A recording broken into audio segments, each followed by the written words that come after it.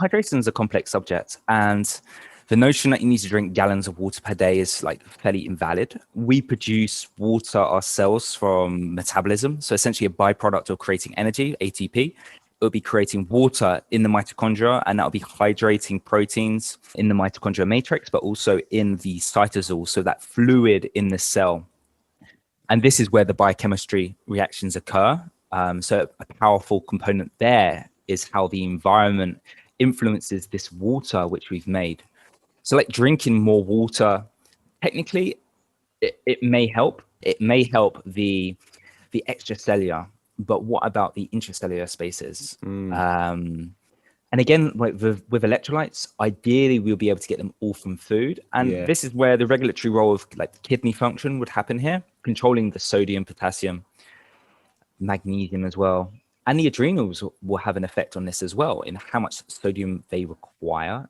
When we're obviously under stress, the stress reaction there will be like loss of electrolytes. And then we need to remineralize, have more salts. But at the same time, there could be too much sodium. I think people obviously are coming around to the idea that salt is not the devil. We do need sodium. But at the same time, I think I've seen people oversalt and go too extreme with that. And not having enough magnesium in place as well. And there's a circadian rhythm as well to the way that electrolytes are utilized. The best way is like a blood test, and sodium, potassium, you can see with that. And that will give us some idea around about adrenal function. Because we do potassium wasting, or if it actually looks into the health of the cell. So if our cells are breaking down, we're going to be having more potassium in the blood, for example, as a byproduct of cell breaking down. So that will give some indication of if there's cell destruction going on. But generally, like, we can be dehydrated from technology alone. So being around Wi-Fi, being on our phone, being indoors away from the infrared spectrum of light, and also the red light and the full spectrum. This is what truly is going to hydrate us, or really going to create that charge in the water, for example.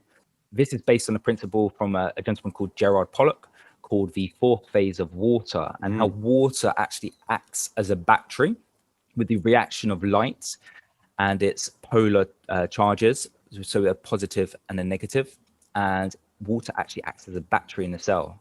And this is where the individual personalized message comes home. It's like, you notice you need more potassium. Someone else might feel terrible with potassium, especially first thing in the morning. The notion of that potassium is only found in bananas is like hilarious as well. It's really high in meat, for example, which most people don't even think of. But generally, like in the hotter environment, for wherever you're based around the world, that's going to be expressed in local seasonal food, for example.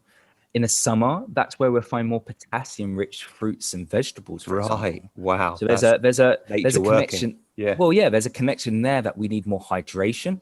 I think when there's more hydration, and when there's more magnesium in our bodies and things are working well, there'd probably be less need for salt or sodium, depending on like how much you're exercising, how much you're sweating, because when we sweat, we're losing a large amount of sodium as well. Magnesium helps with keeping the electrolytes in the body, as well as sulfur as well, and bicarbonate. They act as buffers in the kidneys to regulate the electrolytes.